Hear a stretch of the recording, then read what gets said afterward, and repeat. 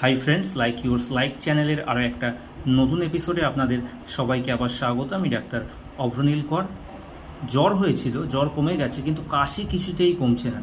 এই সমস্যা নিয়ে অনেকেই আমার ক্লিনিকে আসছেন।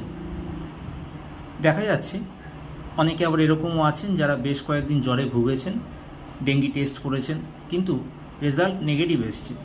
জ্বর এখন কমে গেছে, জ্বরের জন্য হয়তো তিনি বিভিন্ন রকমের ওষুধ খেয়েছেন, কিন্তু বর্তমানে যেটা সমস্যার কারণ হয়ে দাঁড়িয়েছে সেটা হলো কাশির সমস্যা। কোনোভাবেই কাশি কমছে না। অনেক কফ সিরাপ খেয়েছেন, বিভিন্ন অ্যান্টিবায়োটিক খাচ্ছেন, এটা খাচ্ছেন ওটা খাচ্ছেন, বিভিন্ন টোটকা প্রয়োগ করছেন, কিন্তু কোনোভাবেই কাশি কমছে না। আপনারা যারা এই ভিডিওটা দেখছেন, আপনাদের মধ্যেও কিন্তু এরকম অনেকেই আছেন, বা আপনাদের হয়তো বন্ধু বান্ধব আত্মীয় স্বজন অনেকেই এরকম আছেন যাদের বর্তমানে এই সমস্যা হচ্ছে। এখন এই সমস্যা হলে কি করবেন? দেখুন, হোমিওপ্যাথিক চিকিৎসার মাধ্যমে খুব দ্রুত এই সমস্যা থেকে মুক্তি পাওয়া সম্ভব। এর জন্য আপনাকে নিতে হবে সঠিক হোমিওপ্যাথিক চিকিৎসা।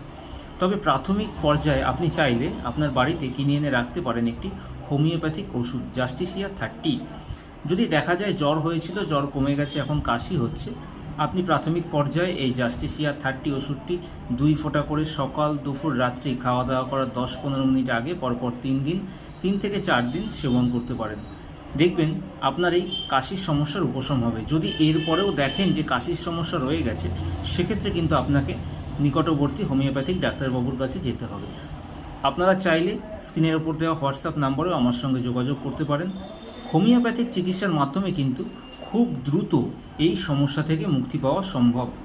তো আজকে আমি আপনাদের বললাম জ্বরের পরবর্তী সময়ে কাশির সমস্যা হলে কি করবেন সেই বিষয়ে। আজকের এপিসোডটি আপনাদের কেমন লাগলো আপনারা অবশ্যই আমাকে কমেন্ট করে জানাবেন।